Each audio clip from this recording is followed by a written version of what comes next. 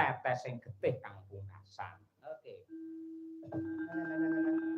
Mani tak eman ora kena wis ayo kandengan kula saiki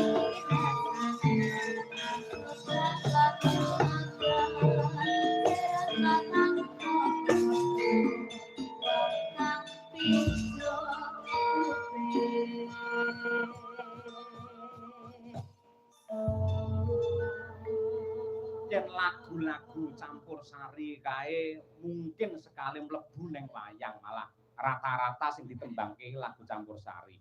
Yen jineman gendrone nggih campursarian ngono pantes ora? nggih anu lek tiange niku campursari nyuwun sing keluas iku ten nggih pantes-pantes ae Pak tapi lek Dadi awakmu metu kok mobil biasanya nyekel mic ta wisan ngono. Ngono langsung. ya ndak pantes kok Ndak pantes ya. Oh iya. Sapa ngerti lah. Wah, ini kan Salindri membuat gebrakan keluar dari mobil. Nembang. Oh iya. Oh iya, empan ya. Luar biasa. Matur nuwun Kang Purwono. Menika ugi wonten ingkang ngersakaken jineman tetanya kula wakili gendra menika. Nggih. Nyuwun pangapunten. Ya, mergo isih akeh banget iki pamundhut sing rung diaturake. Contone apa, Tru? Iki sing ngersakake Gubuk Asmara barang. Ya, iki sing nembangi ratune Gubuk Asmara. Sapa? Mbak Birgita Ayu Setiani. Sing kulino sapa ning gubuk.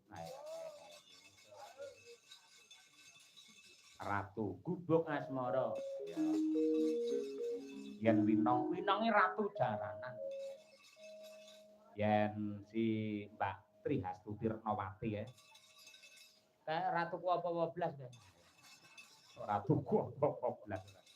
Sing ratune Kutut Manggung lho. Iya. Ayo Setiani berdiri, Nduk. Ayo. Coba kaya apa, Set? Setiani. Setya iki tegese gemati karo pasangan. Ani iki tegese luweh setya ning pasangane. betul niku Pak kula niki ngoten niku Pak Ha iya. Pancen kudangane bapakmu iki dadi wong wadon sing setya karo pasangane. betul niku Pak asma Kinarya Jabaya to Mak ning kenyataane ya beda. lho beda pripun Alah. Semangsaku karo wong lanang genjer ra umum. Loh, mboten Pak. Kula niku mboten ngoten iki. Semua itu teman ngoten lho Pak. Wah, kabeh kok anggap teman. Iya toh Pak. Oh iya. Kan kita kan boleh berteman sama siapa aja, boleh berteman sama cowok, boleh berteman sama cewek, iya loh Pak. Berarti sing kok nggih status kae ya teman kayak ngono kae.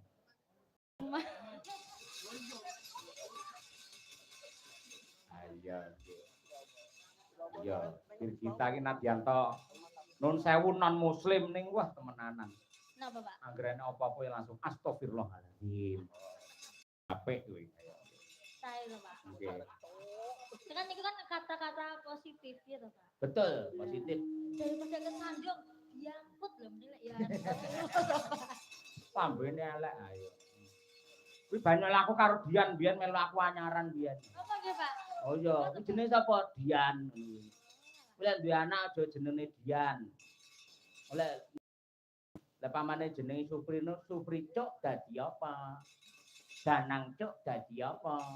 Lek Dian, ayo. Iya. Yo dibawani. Bir.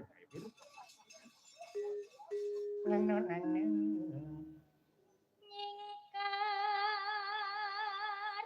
nyingku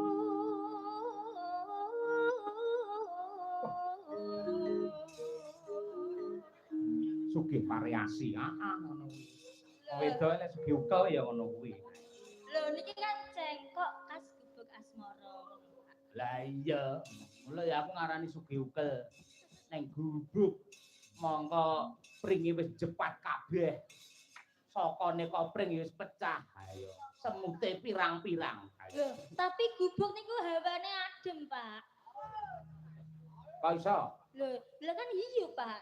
Jenengan pun ada teng gubuk. Guduk iki nggih gubuk kan.